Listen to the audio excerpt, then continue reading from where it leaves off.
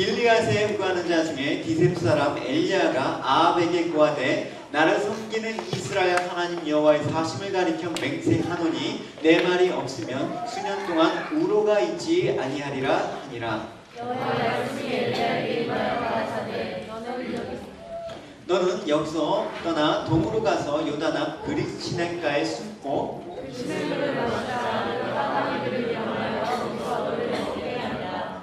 저가 여호와의 말씀과 같이 하여 곧 가서 요단 앞 그릿 시냇가에 머물매 가만히 아침에도 떡하고기를 저녁에도 떡하고기를 가져오고 저녁을 마셨더니 같이 읽겠습니다. 땅에 비가 내리지 아니하므로 얼마 후에 그 시내가 마르니라.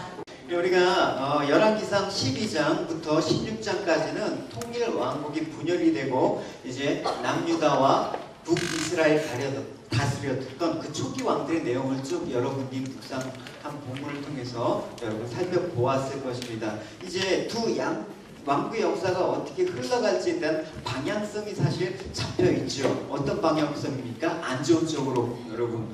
그래서 오늘 본문에 그 안 좋은 시대 상황 가운데 드디어 등장하는 인물이 있습니다. 17장에 그 유명한 엘리야 선지자가 등장한 것입니다. 우리가 엘리야가 관한 얘기가 이제 열왕기 지금 17장부터 이제 열왕기 하 넘어가서 2장까지 무려 8장에 걸쳐서 이야기가 그 엘리야의 사역과 또 엘리야가 나타내는 하나님의 그 일들에 관해서 우리가 살펴볼 수가 있는데, 그만큼 8장에 걸쳐서 엘리야가 소개되고 있다는 것은 그의 사역이 그만큼 중요하다는 그런 얘기겠죠. 그래서 한마디로 엘리야 사역을 우리가 전체적으로 정의를 하자 그러면 이런 겁니다. 누가 과연 진정한 생명의 공급자인가? 누가 우리를 돌보시는 진정한 신인가? 그거에 대한 신학적인 질문에 그렇게 엘리야 사역 가운데 이렇게 맞춰지고 있는 그런 부분을 우리가 알 수가 있는 것입니다. 그 중에서 18장, 그러니까 오늘 본문 다음 장인 18장에는 우리가 아주 많이 알고 있는 그 갈멜살 정상에서 그 바알 선지자 450명과 대결을 해서 이기는 장면이 벌어지죠. 그래서 진정한 하나님은 여호와 하나님이시다라는 그 사실을 증명하는 그런 내용도 살펴볼 수가 있습니다. 오늘 이제 가뭄이라는 천재의 지병과 관련해서 엘리야의 내러티브가 시작되고 있습니다. 그래서 아합과 이세벨로 대변되는 바알 신앙과 또 하나님의 사람 엘리야로 대변되는 여호와의 신앙의 대결이 이제 앞으로 계속해서 펼쳐질 것이라는 그 내용들을 여러분 가지고 여러분 쭉 앞으로 묵상하시면 좋겠습니다. 그래서 결국 이 과정 속에서 여호와 하나님만이 생명을 공급하시는 참 신이다라는 것을 확인시켜 주신 것입니다. 그 확인이 왜 필요합니까? 너희들이 그동안 믿어왔던 그 바알 신은 가짜다라는 것을 증명하기 위해서, 또 그 증명으로 끝나는 게 아니라 이제 궁극적으로 너희들이 가짜 신을 믿었다 그러면 이제 정말 돌아와서 우상을 버리고 참된 신을, 참된 오직 하나님만을 믿는 신앙을 다시 한번 회복해야 된다라는 그런 메시지를 지금 담고 엘리야의 그 사역과 이야기를 여러분 쭉 보시면 그 방향을 잃지 않고 여러분 쫓아가실 수가 있을 것입니다.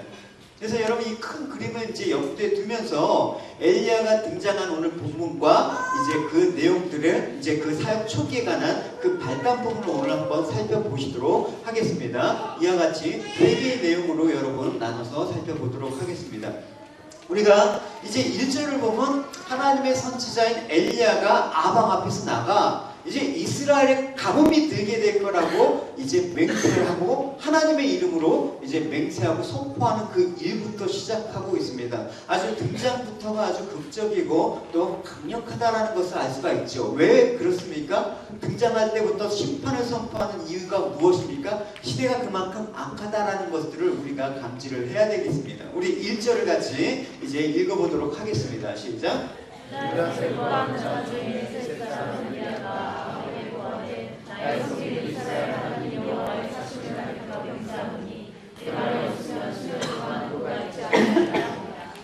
여러분 엘리야가 누군가에 대해서 오늘 본문은 이렇게 소개하고 있습니다. 길리앗에 우거하는 자 중에 디셉 사람이라고만 기록이 되어 있습니다. 대부분 성경에서 처음 누가 등장할 때 그를 소개하는 전형적인 표현 방식에 따르면 어떻게 소개하냐면 출신보다는 누구누구의 아비, 누구누구의 조상, 어떤 집안의 어떤 내력들, 그런 것들을 이제 얘기하는 거겠죠. 그만큼 유력한 어떤 인물임을 두각하는 그런 방식으로 사용하고 있는데, 오늘 본문에서 소개하는 엘리야의 모습은 아비나 조상에 대한 말이 없습니다. 오직 그가 어디 출신인지, 그래서 우리가 한국 출신이다, 우리 서울 출신이다, 이렇게 좀 더 소개하는 것입니다. 이 방식은 무엇입니까? 엘리야가 어떤 개인적인 어떤 집안이나 사회적으로나 그렇게 백그라운드가 없다라는 것을 반증하는 것입니다. 말 그대로 진짜 평범한 무명의 그런 사람을 하나님께서 이제 강력하게 이 시대 가운데 쓰고 계시다라는 것을 알 수가 있는 내용이죠. 그렇다면 이 평범한 배경을 가진 엘리야가 지금 하나님의 심판을 전하는 메시지, 그 대상은 누구라고 여러분 보고 있습니까? 아합 왕 앞에서 하는 것입니다. 북이스라엘의 왕입니다. 그러니까 지금 가장 평범한 사람이 가장 최고의 이스라엘의 권력자 앞에서, 그것도 좋은 말도 아니고 심판의 메시지를 지금 선포하고 있는 내용이란 말입니다. 등장부터가 예사롭지가 않은 것입니다. 그래서 대개의 사람의 경우 자기보다 높은 사람이나 어떤 월등한 사람 앞에서 설 경우엔 자기도 모르게 주눅이 들죠. 두려워하죠. 움츠려들기 마련입니다. 그러니까 이와 같은 사실을 염두에 본다 그러면 엘리야는 감히 지금 왕인 아합 앞에 설 수조차 없는 그런 신분적인 핸디캡인데도 불구하고 오늘 하나님의 심판을 그 메시지를 전한다라는 건 상당히 진짜 어떤 담대함, 감히 일반 사람으로서는 상상할 수 없는 그 일을 지금 하고 있다라는 것을 알 수가 있습니다. 그래서 이런 엘리야의 선포는 아합 왕과 이스라엘 백성들을 우상 숭배하는 것에 대해서 하나님의 진노하고 계신다라는 것을 선포하고 있는 내용이기도 하지만, 지금 아합 왕과 북이스라엘이 하나님을 버리고 섬기는 것이 궁극적으로 뭐냐? 바알신은 거짓신이다라는 것을 지금 폭로하기 위해서 그렇게 엘리야가 지금 등장하는 것입니다. 북이스라엘 중에서도 특히 아합 왕은 아주 맹렬한 그 바알 신앙을 이스라엘 도입하고 추종한 그런 사람이었습니다.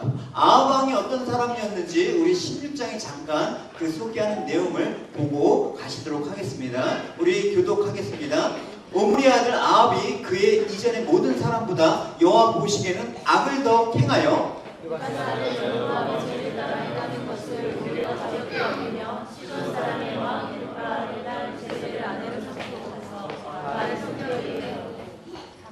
사마리아에 건축한 바알의 신전 안에 바알을 위하여 제단을 쌓으며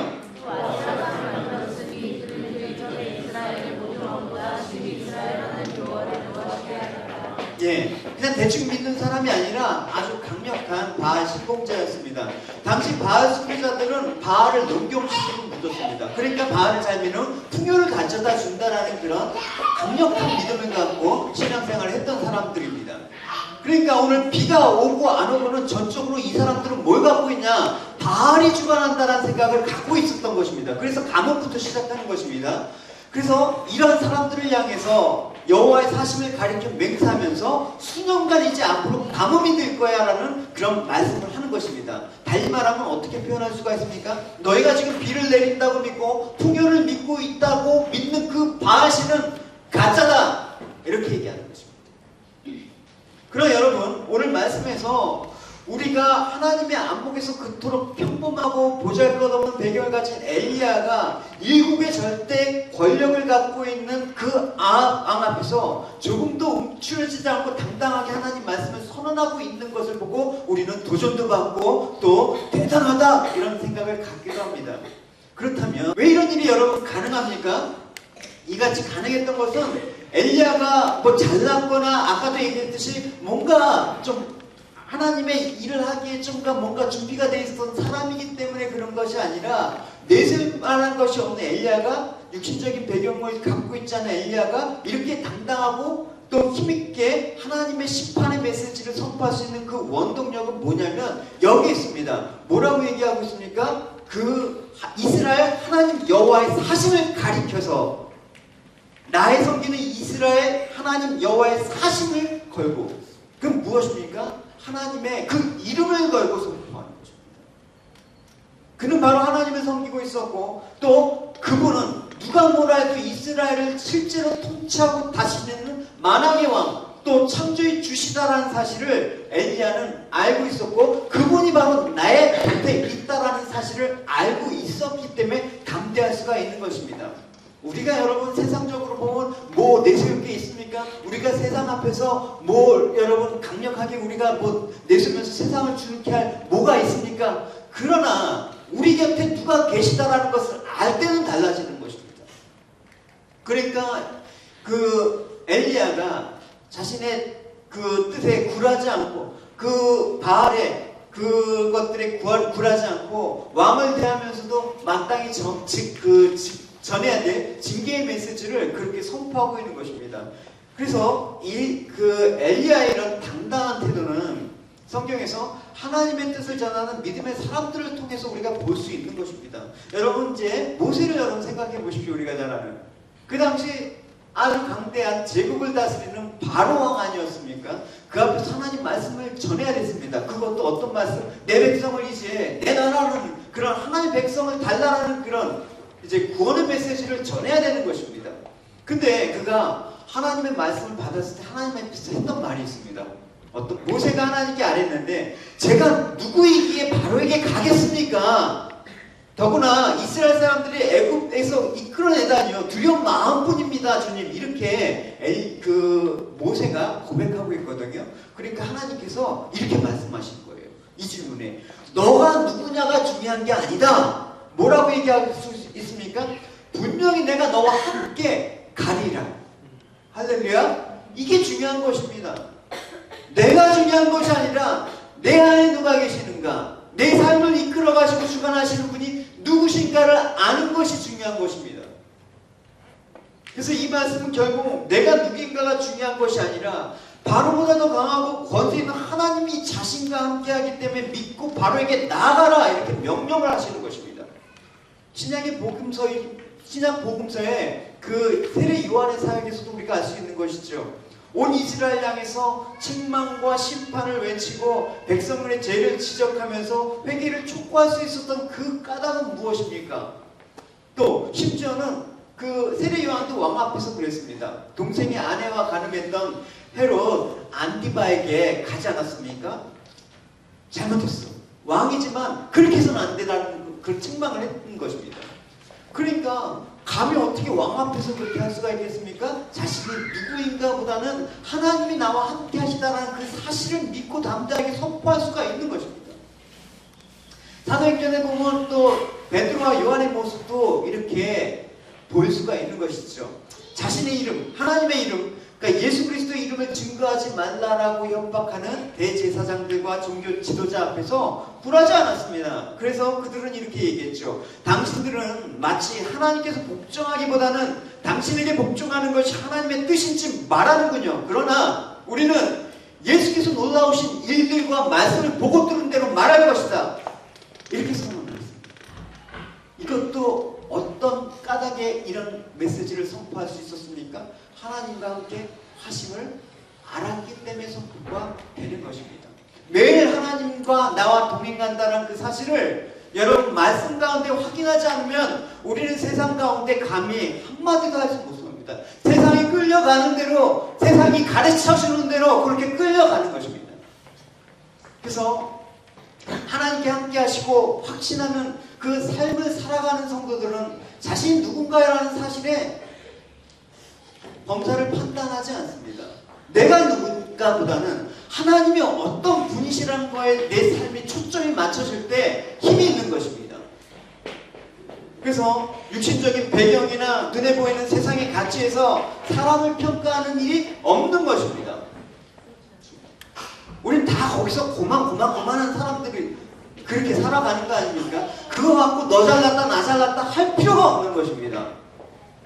그것들에 매여서 자신의 행동 영역을 정하지도 않습니다. 오직 내 행동의 영역과 내 할 일의 바운더리는 하나님의 뜻에 따라서 행해지고 하나님과 함께 하심으로써 또 그분의 인도하심에 의지해서 그렇게 정해지는 것입니다. 그러니까 환경은 그 다음부터는 이제 환경에 묶여있는 것들이 이제 풀어지기 시작하는 것입니다. 나를 묶고 있고서 나를 주눅들게 하고 있는 그런 환경과 사람과 그런 어떤 세력 앞에 굴하거나 움츠려주지 않고 하나님의 뜻을 그렇게 행할 수가 있는 것입니다. 그래서 여러분이 이런 당당함을 여러분 가지십시오. 여러분, 세상적인 안목과 어떤 상황이나 형편이나 어떤 조건을 가지고 있는 거에 따라서 비굴해지거나 아니면 또 거만해지거나 그런 여러분 사람이 되지 마십시오. 여러분, 항상 내 옆에는 나의 삶에는 하나님이 함께 하신다라는 그 믿음, 그 동행하심에 대한 그 확실한 그 마음을 가지고 여러분 한결같이 당당하고 떳떳하게 살아가도록 그렇게 하시기 바랍니다. 할렐루야. 우리 두 번째, 이제 하나님께서 아합 왕에서 심판의 메시지를 선포했는데 가만히 있겠습니까, 왕이? 그러니까 이제 틀림없이 엘리야를 핍박할 것을 예상할 수가 있는 것이죠. 그러니까 하나님께서 그 엘리야에게 도피하라, 이제 너에게 도피처를 마련해 주겠다라고 얘기를 하신 것입니다. 거기서 또 음식을 공급하고 마실 물을 구하게 하셨습니다. 우리 같이 3절과 4절을 다시 읽어보도록 하겠습니다. 너는 여기서 떠나 동으로 가서 요단강 그 이스라엘에 있고 그 샘을 마시라. 내가 가면을 명하여 웃어서 너를 먹게 하리라. 엘리야를 위해서 피할 곳을 예비하셨습니다. 그가 어디 있든지 어느 곳에 어떤 상황과에 처했든지 마실 것 먹을 것 한 가지 한 가지 세밀하게 예비해 주시는 그 하나님의 모습을 통해서 우리는 알 수가 있죠. 하나님께서 얼마나 자상하고 또 사랑이 많으신 그런 마음을 가지고 그의 종들을 보호하시고 공급하시는지 우리는 충분히 알 수가 있습니다. 그래서 오늘 말씀에서 우리가 중점적으로 살펴보고 있어야 될 그 말은 4절에 있습니다. 4절에 보면 먹이다라는 말이 있습니다.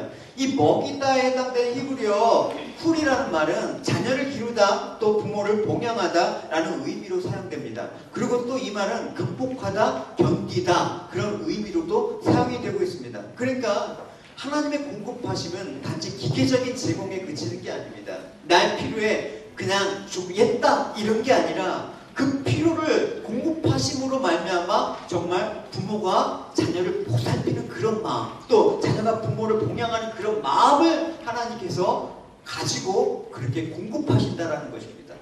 우리가 무엇을 하나 주더라도 또 무엇을 전달할 때도 마음이 담긴 것과 그냥 기계적인 것과는 여러분 차이가 있지 않습니까?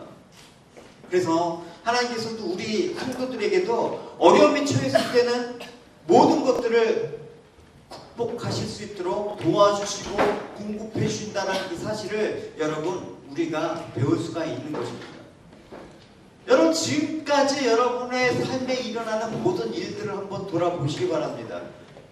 내 문제와 어려움에 위기에 처했을 때 우리에게 필요한 모든 것을 채워주시고 공급해 주신 분은 다름 아닌 하나님이셨다는 사실을 우리는 알 수가 있을 것입니다. 그런 의미에서 시편에서 다윗의 고백을 여러분 들어보십시오. 하나님 우리의 피난처이십니다. 힘이십니다. 환난 중에 만나의 큰 도움이십니다. 그러므로 땅이 변하든지 산이 흔들려 바다 가운데 빠지든지 바닷물이 솟아나고 뛰놀든지 그것이 넘침으로 산이 흔들릴지라도 우리는 두려워하지 않겠다라고 얘기를 하고 있습니다. 두려워하지 않겠습니다. 어떤 상황이 와도 두려워하지 않겠습니다. 그 이유는 무엇입니까? 하나님은 나의 피난처시고 힘이시기 때문에 나는 두려워하지 않겠습니다. 하나님이 어떤 분이시란가를 알면 우리는 두려워하지가 않을 수가 있다는 것입니다. 사도 바울도 로마서에서 이렇게 고백을 하고 있지 않습니까? 그러면 누가 우리를 그리스도의 사랑에서 떼어놓을 수 있겠습니까?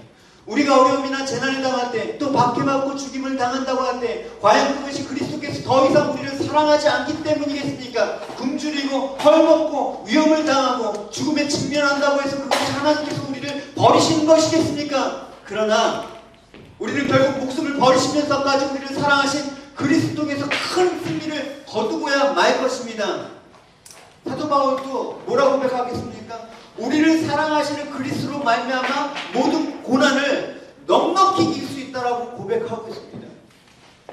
그렇기 때문에 사도 바울은 이런 고백을 할 수가 있는 것입니다. 내가 그리스도와 함께 십자가에 못 박혔으니 이제는 내가 사는 것이 내가 아니고 내 안에 그리스도께서 사신 것이다. 이제 내가 육체 가운데 사는 것은 무엇이냐? 나를 사랑하시고 나를 위해서 내 자신을, 자기 자신을 버리신 하나님의 아들을 믿는 그 믿음, 이거 안에서 살아야 된다.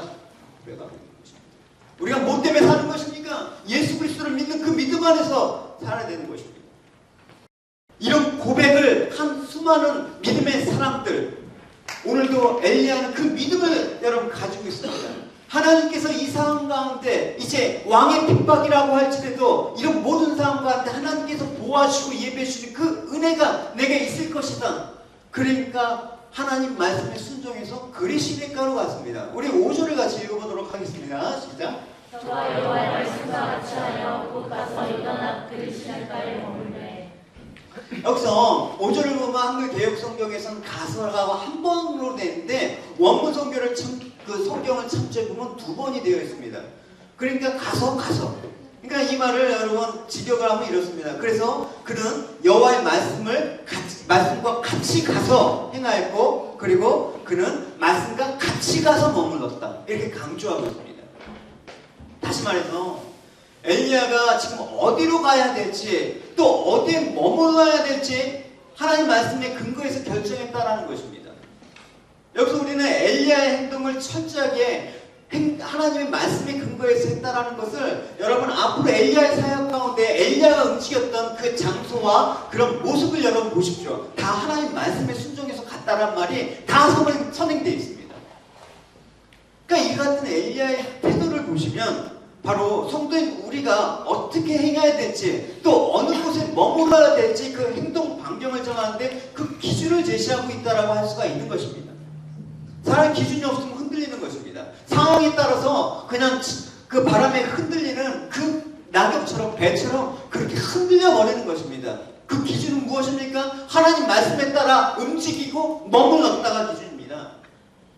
하나님 말씀은 하나님의 사람은 하나님의 말씀을 그 모든 나의 일에 일어나는 행사의 기준으로 삼아야 된다는 것입니다. 그래서 말씀에 비추어 보고, 말씀이 가라하는 곳에 가고, 말씀이 가라하지 않는 곳에 가지 않고, 말씀이 머물라고 하면 머물고, 말씀이 떠나라고 하면 떠나는 것이 성도의 바른 행동 방식이 돼야 된다는 것입니다.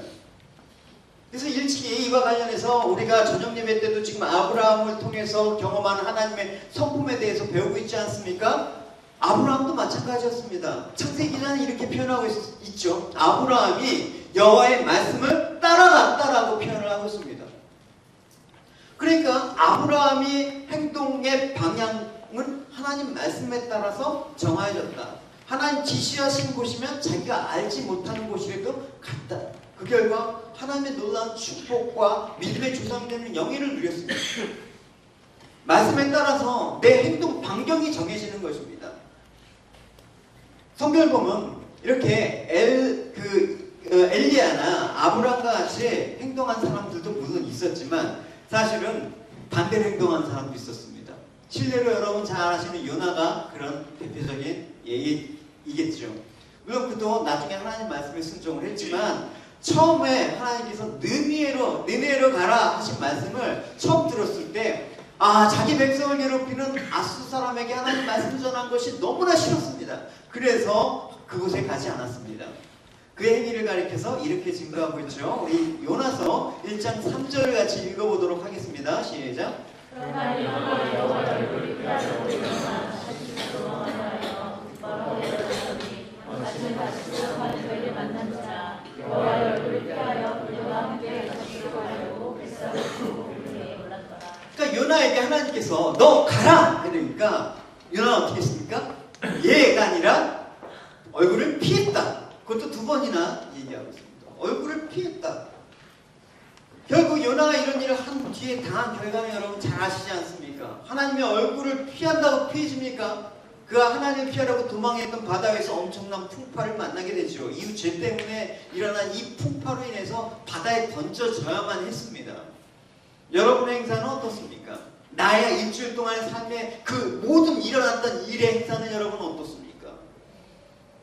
여러분 분명히 우리 모두는 하나님 말씀을 듣고 살아가야 됩니다. 듣고 살아가야 될 뿐만 아니라 그 듣는 바대로 쫓아가야 되는 것입니다. 제가 여러분 만났을 때 그냥 가볍게 던지지 않습니까? 오늘 한번 묵상 한번 나눠볼래? 그래서 저를 만나길 여러분 두려워하시면 안 됩니다. 하나님께서 우리가 어디로 가야 될지, 어디 머물러야 될지 우리 매일의 삶 속에서 말씀으로 그 방향과 지시를 해주시는 것입니다. 여기에 대한 성도의 반응이 두 가지입니다. 우리가 살펴본 것처럼 엘리야나 아브라함과 같이 여호와의 말씀을 들었다. 어떻게 행동합니까? 그래서 그곳을 향하여 가서 머물렀다. 이렇게 반응을 보이는 사람이 있습니다. 또 하나는 요나와 같이 하나님 말씀을 들었다. 그러나 그 말씀을 어기고 말씀을 피하여 다른 곳으로 갔다. 이 두 가지 유형이 있습니다. 말씀은 다 듣죠. 근데 말씀을 듣고 따라가느냐, 말씀을 듣고 반대로 가느냐, 그 모습이 있다라는 것입니다. 그러니까 우리가 하나님 말씀을 듣는 거를 중요하게 생각하는데 듣고 순종하는 게 여러분 따라가는 거야 되죠. 그래서 잠언서 3장은 이렇게 얘기하고 있습니다. 얘야, 너는 온 마음을 다 기울여 여호와를 의지하라. 내 장기를 하나님처럼 생각해서는 안 된다. 내가 무슨 일을 하든지 그분을 생각하여라. 그분의 뜻이 늘 마음에 새겨보란 말이다. 그러면 내가 어떻게 살아야 될지 그분이 가르쳐 주실 것이다. 라고 얘기하고 있습니다. 그러니까 이렇게 엘리야가 하나님 말씀을 순종하니까 하나님 말씀대로 되는 것입니다. 순종하면 말씀대로 되는 것입니다.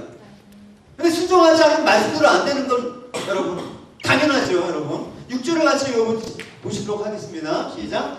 까마귀를 아침에도 떠가오기를 저녁에도 떠가오기를 가져오고 마시는 말씀대로 되지 않습니까? 까마귀는 본래 시체나 썩은 고기를 탐하는 부정한 새로 성경에 언급하고 있습니다. 그런 탐욕이 가득한 남한테 베풀지 모르는 그런 까마귀가 말씀에 순종한 엘리야를 위해서 끊임없이 수고하는 그 모습이 펼쳐지고 있습니다. 우리 이걸 기적이라고 얘기하고 있습니다. 이걸 어떻게 봐야 될지 우리가 세 번째 단계에서 넘어가기로 하고 일단은 진행하겠습니다. 그래서 여러분 이런 모습을 보면서 우리가 뭘 떠올릴 수 있냐면 이스라엘이 출애굽 광야에서 40년 동안 하늘에서 내리는 만나를 먹고 그 반석에서 나오는 물을 마시며 살았던 것이 연상이 되는 것입니다. 40년 동안 결국 그렇게 하나님께서 양식을 공급하신 그 이유가 뭐냐라고 했을 때 이 말이에요. 사람이 떡으로만 사는 것이 아니라 하나님의 말씀으로 사는 것을 알기 위해서 너희들에게 베푸셨던 거야 라고 얘기를 하고 있습니다. 신명기 8장 3절입니다. 같이 읽어보도록 하겠습니다. 주께서 여러분의 옷을 꺾으실 때 여러분은 부지런히 하셨습니다. 그러나 그때까지 여러분은 몰랐고 여러분의 조상들도 몰랐던 만나를 주께서 여러분에게 먹여주셨습니다. 그 목적은 사람의 밥으로만 사는 것이 아니라 여호와에게서 나온 모든 말씀으로 사는 것을 주께서 여러분에게 가르치시는 것입니다. 할렐루야. 근데 이들은 약속의 땅에 들어오니까 하나님 말씀을 믿고 사는 것이 아니라 그 다음부터는 이방신의 영향을 받는 것입니다. 그들을 섬기고 있는 바알과 아세라를 섬기면서 살아갑니다. 그러니까 하나님께서 뭘 주시냐? 가뭄을 주시는 거예요. 그 가뭄은 하나님의 말씀에 순종치 않은 그 징벌이라고 성경에 나와 있거든요. 그래서 이런 가뭄을 통해서 하나님께서 왜 가뭄을 주시냐? 그의 백성들을 돌이키게 하기 위해서. 그래서 아모스 8장 11절은 이렇게 얘기하고 있습니다. 우리 같이 교독하도록 하겠습니다. 주 하나님이 말씀하셨다. 보라, 그날이 오고 있다. 그때에는 내가 이 땅에 기근을 보내겠다. 밥이 없어서 당하는 굶주림이 아니고 물이 없어서 겪는 목마름이 아니요 나 여호와의 말씀을 듣지 못해서 당하는 기근이다. 그때는 사람들이 바다에서 저 바다를 밀고 다니며 동료로 달려왔다가 동료로 뛰어다니며 아무리 나 여호와의 말씀을 찾아보아도 그들이 정녕 그 말씀을 만나지 못할 것이다. 그날이 오면 아름다운 처녀들과 힘센 총각들도 하나님의 말씀에 목이 말라 쇠약해지고 죽어갈 것이다. 사마리아와 단과 브레스바의 성도로 우상을 섬기러 찾아다니던 자들도 모두 기진하여 쓰러져서 다시 일어나지 못할 것이다. 그러니까 지금 아모스 선지자도 활동한 시기를 보면 북이스라엘에서 가장 번영했던 여로보암 2세 때 활동한 그 선지자입니다. 그러니까 경제적으로는 어려움이 없었던 그 시대에 아모스 선지자가 사마리아의 그 죄된 우상들을 두고 맹세하는 자들을 향해서 하나님의 심판을 선포하는 것입니다. 그러니까 너희들이 굶주린 것은 양식이나 물이 없어서가 아니라 앞으로 하나님의 말씀을 듣지 못한 기갈인 것이다. 말씀이 없으면 여러분 굶주리는 것입니다. 여기 이스라엘의 기간으로 인해서 멸망의 지경에 이르는 것은 말씀을 버린 까닭이다. 우리는 어떻게 살고 있습니까? 하나님 말씀을 믿고 삽니까? 바알과 아세라라고 불리는 세상의 번영과 물질과 그런 것들을 여러분 믿으면서 살아가고 있습니까? 참으로 하나님 말씀을 듣지 못하는 기갈을 당하는 시대가 이제 곧 올 겁니다. 물질적으로 세상은 풍요하지만 말씀이 없어서 그 영혼은 굶주리고 영혼은 목말라 하면서 죽어가는 그 시대가 지금 이제 펼쳐질 것입니다. 그래서 하나님 말씀을 여러분 소중하게 여기시고 말씀을 생명과 같이 여기시는 여러분이 되시길 바랍니다. 할렐루야. 우리 세 번째 같이 이제 그 시냇가에서 그 도피 생활의 과정들을 우리 조금 더 살펴보도록 하겠습니다. 이제 마지막으로 살펴볼 게 그 엘리야가 하나님의 그 말씀대로 시냇가에서 머무니까 까마귀를 통해서 아침 저녁으로 떡과 고기를 보내 먹게 하지 않습니까? 근데 여기서 이건 놀라운 기적이다 라고 끝나면 안 되는 것입니다. 오늘 본문은 여기까지 얘기하는 게 아니라 좀 더 가셔야 되는 것입니다. 어떤 거냐면 하나님께서 엘리야에게 왜 이런 생활을 하게 하셨는지에 대해서 좀 더 생각해 봐야 될 필요가 있다라는 것입니다. 3절과 4절을 보면 그 시냇가에서 하나님 앞 그 시냇가에 어떤 수식어가 있냐면 동으로 가서 요단 앞이라고 써져 있거든요. 요단 동편에 거하였다라는 말을 굳이 언급하고 있는 이유가 있다라는 거예요. 요단 동편은 어떤 지형적인 의미가 관련되어 있는데 과거 이스라엘 백성들에게 있어서 역사적으로 아주 의미가 깊은 장소입니다. 요단 동편은 어떤 곳이었습니까? 하나님께서 하늘에서 내려주시는 만나와 메추라기로 일용할 양식을 삼았던 그 장소. 그래서 이곳에서 이스라엘 백성들은 하나님만 의지해서 살아가는 법을 배웠습니다. 하나님 의지해서 살아가는 것을 여러분 배워야 되는 것입니다. 여러분이 주어진 상황 속에서 배워야 되는 것입니다. 같이 읽어보도록 하겠습니다. 교독하겠습니다. 그곳 광야에서 이스라엘 온 공통체 사람들이 모세와 아론에게 불평을 늘어놓았다.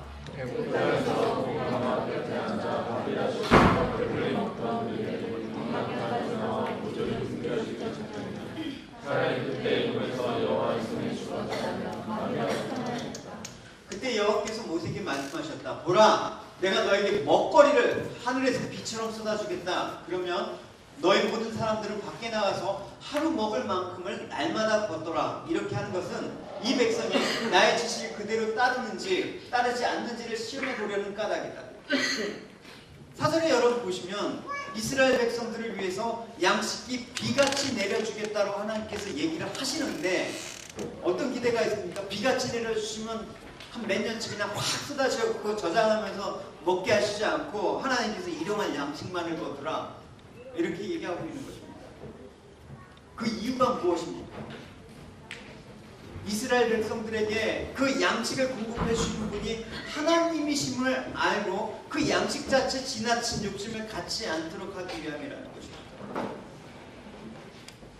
만약 이스라엘 백성들이 양식을 마음대로 거두게 하고 오랫동안 보관하게 된다 그러면 그 양식 모든 것가 목적이 된다라는 거예요. 그 양식만을 귀하게 생각하게 되고 정작 그 양식을 공급하시는 분이 누군가, 그 양식을 소유자이신 분이 누구인가를 망각하게 되는 것입니다. 그러니까 오늘 보면은 이제 아합과 엘리야를 통해서 두 세계를 엿볼 수가 있습니다. 여기 잘 보십시오.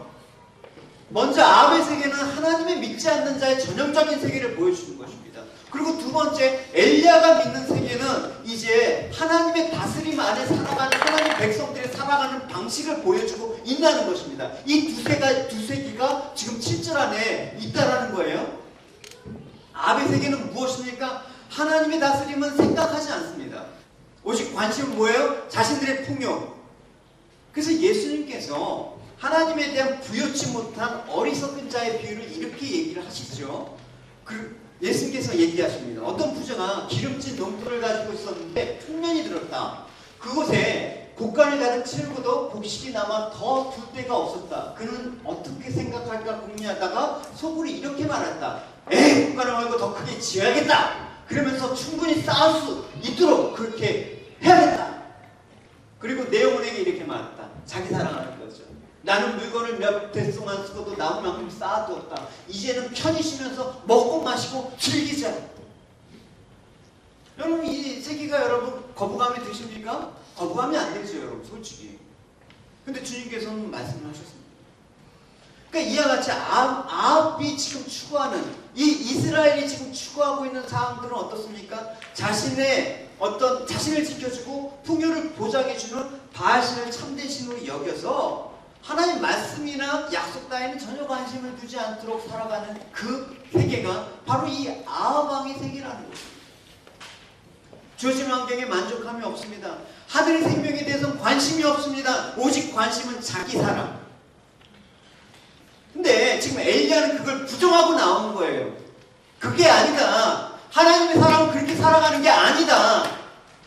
하나님의 말씀에 따라 움직이고 하루하루 주님이 주시는 것을 먹고 살아가는 자들이다. 너희들이 너희 자신의 풍요를 꿈꾸고 너희 자신을 위해서 일을 하지만 하나님의 사람은 하나님의 말씀의 세계를 소망하며 살아가는 그 사람들이다 라고 얘기하는 것입니다. 여러분, 두 세계 중에서 어느 세계가 마음에 듭니까? 솔직히 말하면 아합의 세계가 마음에 들지 않습니까? 부러울 것 없는 이 세상을 다 누리면서 살고 싶지 않습니까, 여러분? 저는 솔직히 그렇습니다. 우리 마음속에 끊임없이 아합의 세계를 동경하는 그 욕망들이 날마다 꿈틀꿈틀 한단 말입니다. 이 욕망이 포기되는 일은 무엇입니까? 아합의 세계에서 누리는 그 세계를 하나님께서 결코 자시하지 않겠다. 그거를 잊지 않는 것입니다. 그래서 그 증거로 하나님께서 엘리야를 보내서 아합 왕에게 심판을 멸망하시는 것입니다. 너가 추구하는 그 세계는 이제 무너질 것이라는 그 계시록이나 예언서, 우리가 이사야서나 지금 계속 그 맥락을 우리가 쭉 오랫동안 보아하지 않았습니까? 그래서 아합을 책망하게 하심으로써 아합이 추구하는, 이 세상이 추구하는 세계는 결국 하나님에 의해서 심판받은 세계에 불과함을 선포되는 것, 이 내용을 잊지 않고 살아갈 때 우리는 아합의 세계에 빠져들지 않는다는 것입니다.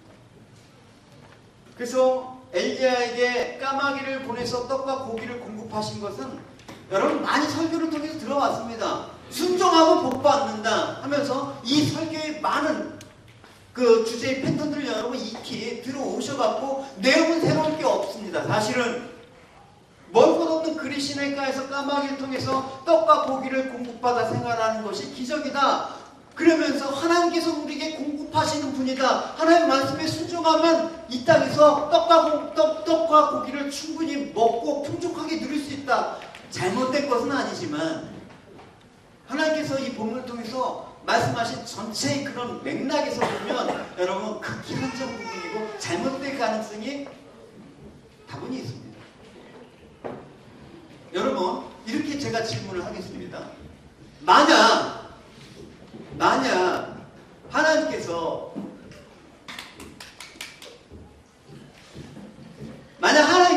여러분들에게 엘리야처럼 생활하라고 그러면 어떻게 합니까? 너 지금 저 시냇가 산골짜기 골짜기 가갖고 거기서 하나님께서 까마귀를 통해서 줄 거야. 여러분 좋겠습니까? 차라리 이왕하면 하나님 저 호화 호텔로 보내주시지. 이왕이면 그 흔한 보통 사람들이 먹는 게 아니라 고급 음식, 캐비어 같은 걸로 나눠주시지. 이런 마음 안 되겠습니까, 여러분? 그러니까 여러분 그냥 하나님께서 공급해주시는 그 기적만 바라보고 있으면 엘리야 지금 처지 가운데 순종했던 그 사람들을 놓치게 되는 것입니다. 좀 전에 여러분 아합의 세계에서 어리석은 그 부자의 모습을 비유로 말씀하시지 않습니까? 여러분 엘리야에게 지금 요구하신 건 그런 거예요. 그리 시냇가는 먹을 것조차 구할 수 없는 곳입니다. 제한되어 있습니다. 얼마나 여러분 거주 환경이 척박하겠습니까? 그런데 하나님께서 엘리야를 그런 환경에 밀어두시고 순종하라 그렇게 하는 거예요, 여러분. 이 순종은 어렵죠. 주님, 이왕이면 좋은 환경에서 하나님 풍성한 것들을 좀 주시면 제가 그것들을 먹고 마시면서 즐기겠습니다. 이건 쉽단 말입니다. 근데 지금 그런 순종이 아닙니다. 그래서 이 부자의 모습에 대조해서 이제 엘리야가 추구하는 그 하나님의 백성이 추구하는 성도의 모습에 대해서 그 부자의 비에 바로 붙여갖고 이 비유가 또 이렇게 말씀을 하시는 것이죠. 같이 그 부자의 비유, 그 다음 달라 비유. 예수께서 제자들 향해서 말씀하셨다. 먹을 양식을 충분히 쌓아두려고 하거나 입을 옷이 넉넉히 장만해 두려고 염려하지 말아라.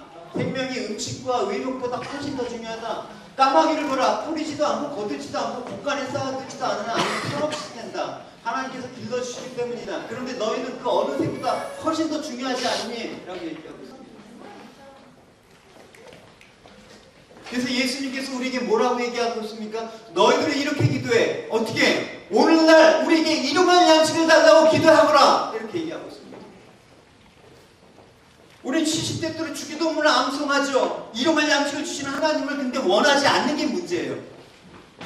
왜냐하면 우리의 욕망은 일용할 양식으로 만족하고 감사하지 모르기 때문에 내일 것이 있다라는 것에 만족하지 않고 모레 것까지 있다라는 것도 만족하지 않고 아니 우리가 아마 평생 먹을 그런 것들을 하나님께서 보장해 주신다고 해도 우리는 만족하지 않는 존재입니다. 이것이 무엇이냐? 아합이 추구하는 그 바알 신앙이 생깁니다. 이걸 깨부시기 위해서 엘리야가 강력한 그 사역 가운데 하나님이 부르셨다라는 거죠. 오직 풍요만 추구하는 그 아합의 세계에서 오직 나의 번영과 나의 안위만을 추구하는 이 세상 속에서 여러분들을 하나님의 백성으로 부르셨다라는 것입니다. 할렐루야. 그래서 아합의 세계가 바라보는 엘리야의 생활은 무엇입니까? 벗어나야 될 환경이 있잖아요. 지금 이렇게 구질구질하고 힘든 상황들 벗어나야지. 하나님께서 우리에게 주어진 이 환경을 여러분 여러분 해석을 하십시오. 하나님께서 엘리야가 아합에게 이르지 않았습니까? 내 말이 없으면 수년 동안 우로가 있자 비가 내리지 않을 거다라고 얘기하고 있습니다. 결국 무엇입니까? 엘리야가 말한 것은 무엇입니까? 모든 일은 하나님 말씀에 의해서 되어지고 있는 세계가 있다. 너희들이 그 세계를 알아야 된다라고 얘기하는 것입니다. 우리 눈에는 하나님 말씀이 세상을 다스리는 것이 목격이 되지 않지 보이지가 않지 느껴지지가 않으니까 말씀이 소중한 걸 그렇게 모르는 것입니다. 하루 묵상 안 하고 성경책 하나 안 읽어보고 이렇게 예배 드리고 이렇게 오는 것도 괜찮다라고 생각하는데 하나님 말씀에 의해서 세계가 다스려지고 내 삶이 이렇게 말씀에 의해서 끌려간다는 걸 알고 깨닫는 사람은 그러지 못하는 것입니다.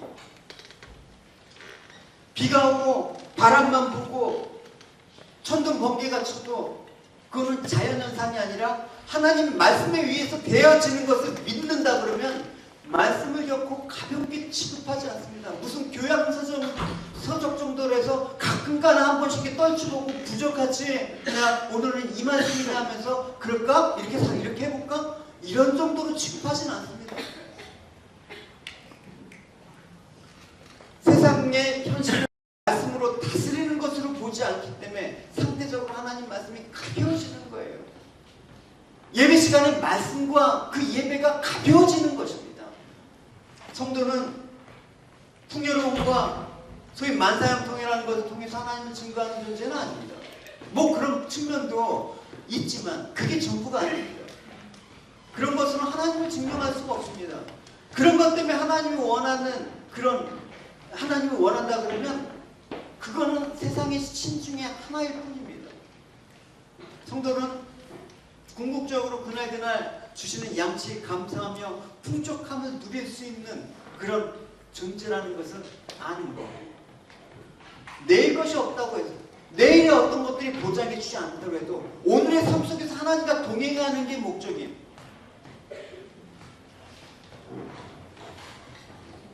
여러분 자꾸만 걱정거리가 오잖아요. 여러분 지금 걱정거리 많이 있는 지체 있잖아요. 여러분 그럴 때 어떻게 해야 됩니까? 더 두려움 없는 두려워하지 말고 그 세계에 사는 사람이 아니라는 걸 여러분 깨달으셔야 된다는 것입니다. 내일 것이 없다고 내일 일은 여러분 염려하는 게 아니라 내일 일은 내일 하나님께서 주관하신 것을 믿고 맡기는 거. 그게 성도죠. 그러면서 오늘을 살아가는 거. 그게 부지런한 사람이라고 얘기하지 않았습니까? 그래서 누가복음 계속해서 비유를 이렇게 이어가고 계십니다. 주님께서는 이 세상 사람들은 날마다 양식을 끌어모으느라 애쓰지만 하늘의 아버지께서는 이미 너에게 필요한 것을 다 알고 계신다. 그러니까 너희들은 염려하지 말고 하나님 나라를 구하라. 그러면 너에게 날마다 일용할 양식을 덤으로 주겠다. 덤으로 주겠다는 거예요, 여러분. 이건 덤이 아닙니까? 근데 매일처럼 살아가니까 우리가 주객이 바뀌는 것이죠. 양식을 위해서 살아가니까 하나님 나라는 뒷전이죠. 그러나 그 순서가 바뀌면 여러분 안 되는 것입니다. 그게 엘리야가 지금 선포하는 그 세계이라는 것입니다. 그럼 우리는 어떻습니까?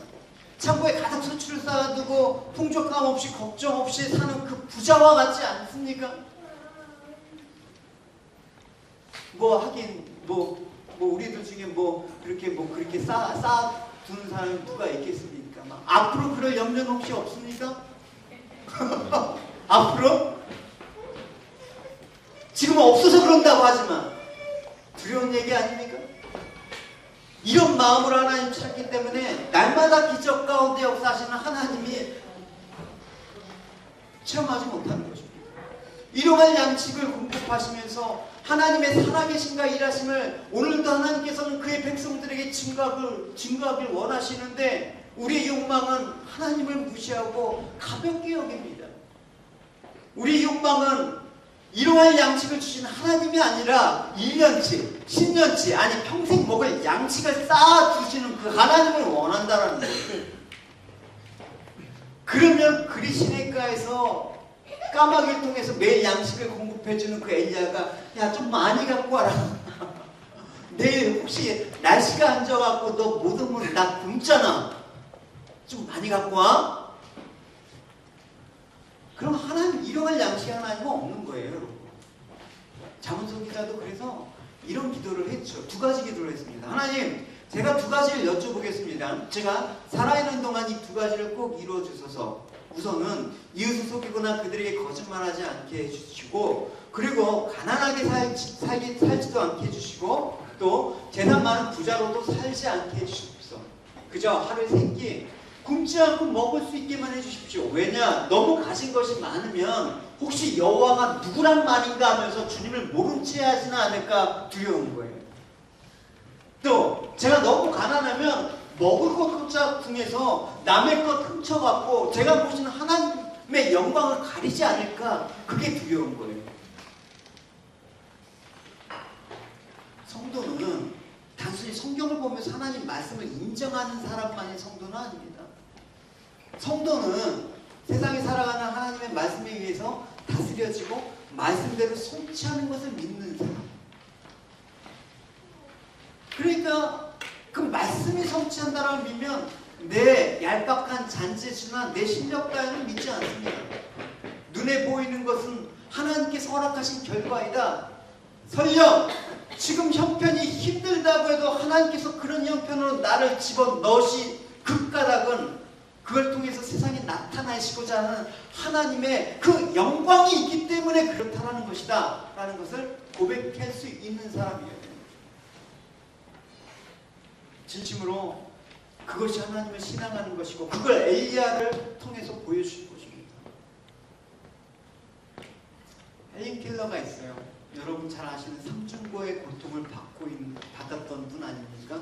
보지도 못하고 듣지도 못하고 말하지도 못하고. 근데 그 헬린 켈러 책 가운데 그 책이 있습니다. 내가 사흘만 볼 수 있다면. 그 책의 내용이 이런 내용이죠. 어떤 내용이냐면 내가 사흘만 눈을 떠서 볼 수 있다면 나에게 그토록 자비하시고 인자하셨던 그 셜리반 선생님의 얼굴을 보고 싶다. 그 얼굴을 보고 내 가슴에 담아놓고 싶다. 그리고 또 내 친구들을 만나고 싶다. 그리고 들에 가서 또 산에 가서 들꽃도 보고 싶다. 해지는 광경도 보고 싶고 별 하늘도 보고 싶고 노을 지는 저 하늘도 보고 싶고 이거를 썼어요. 근데 이게 우리에게 다 흔하게 주어진 거 아닙니까? 여러분 이 사실 갖고 여러분 이 기적이라고 여러분 느껴보신 적 있습니까? 이 사실을 갖고 여러분 진짜 감사하신 여러분 사실이 있습니까? 이게 가장 절실한 사람한테는 정말 필요한 건데 나한테는 필요 없게 된 그 까닭은 무엇입니까? 그리고 그걸 내가 정말 바라볼 수 있는 이 사실, 여러분이 지금 이렇게 숨을 쉬는 살아가고 있는 이 여러분의 존재 자체가 기적이란 말입니다. 그런 여러분을 찾아가셔야 되는 것입니다. 이 험한 믿음의 삶을 이 세계를 걸어가면서 하나님을 찾으면서 여러분이 진정 누구인가를 찾지 않으면 안 되는 것입니다. 윤동주 시인의 길이라는 시가 있습니다. 하반절 마지막 그 부분입니다. 불안 폭이 없는 이 길을 걷는 까닭은 강 저쪽에 내가 남아있는 까닭이고 내가 사는 것은 다만 잃은 것을 찾는 까닭이다. 세상이 너무 척박하지 않습니까? 너무 척박하지 않습니까? 그럼에도 불구하고 이 불안 폭이 없는 이 길을 여러분 걷는 까닭이 무엇입니까? 왜 이 험한 인생을 하나님께서 살게 하십니까? 너가 누군지 찾기 위해서, 내가 누구인지 알기 위해서. 성도는 그래서 하루하루 주어지는 삶들을 하나님께 선물로 여겨야 되는 거예요, 여러분. 다음에 뭘 하겠지라는 말 여러분 되게 여러분 교만한 것입니다. 내게 주어진 그 선물이 여러분 감사하면서 오늘 여러분 살아가시는 여러분이 되셔야 된다. 하루하루 주어진 삶들을 하나님 말씀 의지하면서 엘리야의 세계를 여러분 직접 살아봐야 되는 거죠. 거기에 여러분들의 모습들이 있는 것이고 사명이 있는 것입니다. 세상은 하루의 것으로 불안하면서 내일 것 생각하면서 염려하게 만드는 것입니다. 성도는 하루의 것을 감사하면서 내일에 일하실 하나님께 맡기는 훈련들을 해야 되는 것입니다. 그게 주기도문의 가장 큰 핵심이 바로 일용할 양식이에요. 왜냐하면 수미상관법에 의해서 중간에 그게 우리에게 일용할 양식이 딱 그렇게 박혀져 있는 것입니다. 그걸 우리가 알 때 하나님의 이름도 거룩하게 되고 하나님의 영광을 위해서 그러고 죄진자의 용서도 구하게 되고 우리가 이 땅을 하나님 나라를 구하면서 살게 되는 것입니다. 그 일용할 양식에 하나님을 여러분 찾고 체험하는 여러분이 되셔야 된다는 것입니다. 그래서 이 놀라운 세계를 증거하고 여러분의 그날의 것을 감사할 수 있는 이 여러분의 모습을 찾는 것, 이게 아합의 세계와 떨어져 나와야 될 여러분들의 모습이라는 것입니다. 여러분 남은 인생 아합의 세계 속에서 아합이 추구하는 그런 풍요와 번영 속에서 나란 무엇인가에 대한 그 존재 자체가 여러분 망각되지 않는 여러분이 되시길 바랍니다. 이 험한 길 가면서 이 엘리야가 걷던 그리 시냇가에서 까마귀가 공급해주는 매일매일 양식을 구하고 그거 없으면 당장 살지 못할 수 있는 상황 가운데서도 하나님을 신뢰하면서 가는 그런 모습이 여러분 가운데 있기를 바랍니다. 제 말씀을 마치겠습니다. 그래서 오늘 본문에서 중요한 것은 엘리야가 까마귀 통해서 양식을 공급받던 그 기적이 아니라 하나님과 인간의 관계를 제대로 아는 것. 사람들은 자신이 어떻게 사는가에 대단한 관심을 보이고 민감합니다. 그렇기 때문에 복 받는 거 되게 민감해합니다. 복을 받기 위해서 어떻게 해야 될 것인가에 대한 관심도 대단히 지대합니다. 근데 교회는 그런 것을 소개하는 그런 싸구려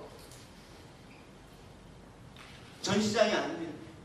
우리가 진짜 중요한 것은 뭐냐? 광야에서 이스라엘 인도하신 하나님을 체험하는 것이고 오늘 엘리야에게 까마귀를 통해서 공급하신 일용할 양식을 주시는 하나님이 어떤 분이신가 그 삶의 방식과 그 체험들이 나에게 느껴져야 되고 경험되어야 되는 것들을 추구하는 것들을 알아야 되는 것이고,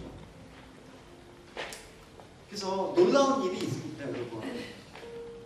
엘리야에게 공급하시는 그 까마를 통해서 공급하시는 그 모든 일용할 양식은 오늘도 우리에게 동일하게, 비록 까마귀가 아니라고 할지라도 오늘도 하나님의 사람을 통해서 오늘도 공급을 하고 계신다는 사실을 믿으시기 바랍니다. 할렐루야. 그래서 우리 역시도 똑같이 하나님께서 먹으시고 입혀주시고 그 은혜가 동일하게 흘러가고 있습니다. 그런데 우리 삶 속에서 왜 하나님 만나지 못하는 것입니까? 나의 욕망으로 인해서 하나님의 기적과 은혜를 체험할 수 있는 마음의 감각들이 둔해졌기 때문에, 일용할 양식을 보고 눈물이 날 정도로 감사하는 심정을 잃어버렸습니다. 당연한 것이야. 오늘 내가 사는 건 너무나 당연한 것으로 알고 있기 때문에, 오늘 내게 주어진 이 모든 것들, 내가 보는 것, 내가 듣는 것, 이 모든 것들을 당연한 줄로 알기 때문에 그렇게 일용할 양식에 대한 감각을, 오늘 하루 내게 주어진 이 것들이 얼마나 귀한 것이라는 것들을 망각하기 때문에 내일 걱정하고 내 장래를 걱정하고 앞으로 되어질 일들을 걱정하고 살아가고 있습니다. 일용할 양식으로는 감사하지 못할 정도로 이제는 내 욕심, 내 두려움, 자기 사랑이 너무나 커져 있습니다. 모든 것이 은혜이고 모든 것이 하나님의 자비의 능력으로 살면서도 그것을 보지 못하는 맹인간의 세대가 되었습니다. 여러분들이 하나님과 관계를 마음에 들고 하나님이 채워주신 그것을 만족하면서 부족함을 여러분 조금씩 채워나가면서 살아가는 것이 하나님의 기적임을 아는 여러분이 되시기 바랍니다. 할렐루야. 그래서 여러분들이 삶 속에 빼앗길 수 없는 그 하나님이 주신 기쁨과 평안이 넘치게 되고, 우리 영혼의 창고에 진정 소중하고 가치 있고 아름다운 것들이 은혜로 채워지는 여러분의 삶이 되기를 주님의 이름으로 축원합니다. 우리 같이